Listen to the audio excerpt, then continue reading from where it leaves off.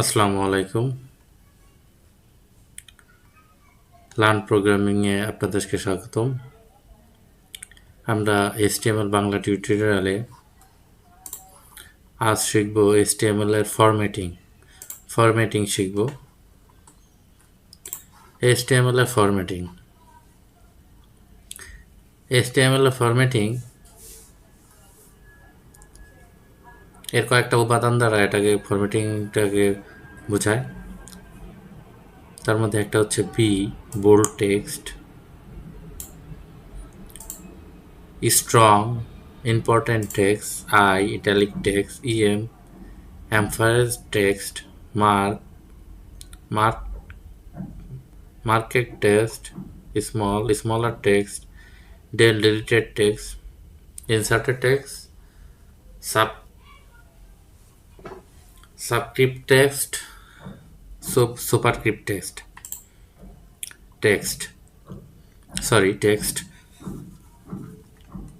আমরা সরাসরি visual studio কোডে চলে যাই। গতদিনে আমরা স্টাইলগুলো দেখেছিলাম, আমরা এগুলো সরিয়ে দিচ্ছি।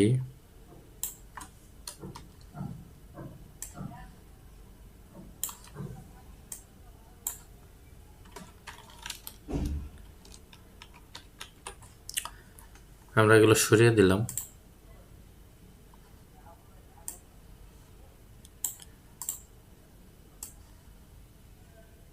আমরা এটাগুলোকে সরিয়ে দিলাম, আমরা এটাকেও সরিয়ে দিই। আমাদের এখন একটা এসন ট্যাগ এবং একটা প্যারাগ্রাফ ট্যাগ থাকলো। আমরা আউটপুটটা একটু দেখে আসি। আমাদের আউটপুটটা এরকম।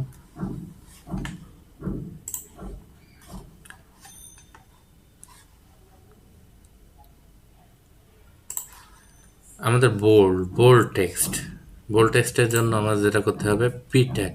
আমরা এক্সাম্পল ডলারটাকে আমরা বোল্ড করে দেখাতে চাচ্ছি, তাহলে আমরা কি করব, এখানে একটা বি ট্যাগ দিয়ে দেব এবং এটাকে আমরা বি ট্যাগের ভিতরে রাখবো। দেখি আমরা একটু আউটপুটটা দেখে আসি। আমরা দেখতে পাচ্ছি যে এটা একটু বোল্ড আকারে আমরা দেখতে পাচ্ছি, বোল্ড।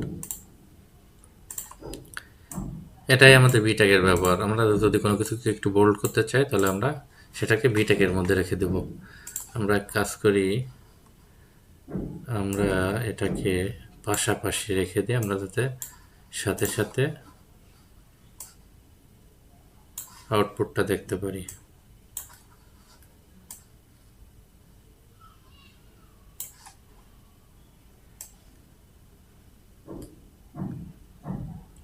আমরা এখানে সাথে সাথে আমরা আউটপুটটা দেখতে পাবো।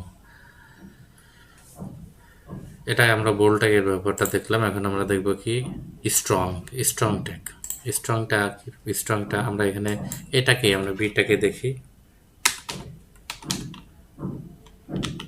স্ট্রং, এটাকে আমরা স্ট্রং করে দিই, STRONG। স্ট্রংটা আমরা যখনই সেভ করব, এখানে আমরা দেখতে পারবো স্ট্রংটা সেভ করলাম। এটা বোল্ডের মতনই একটু স্ট্রং, শক্ত করে দেখাচ্ছে স্ট্রং ট্যাগ। দেন আমরা দেখব কি ইটালিক ট্যাগ। দেখি আমরা ইটালিক ট্যাগ, ট্যাগ, এখানে আমরা ট্যাগ দিয়ে দিলাম এবং সেভ করলাম। আমরা দেখতে পাচ্ছি ইটালিক হয়ে গেছে।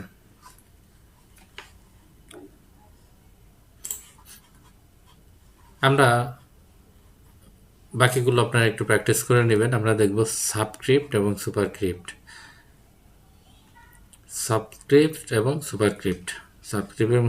দেখব।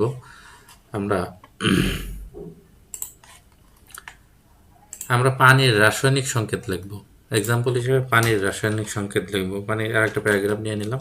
পানির রাসায়নিক সংকেত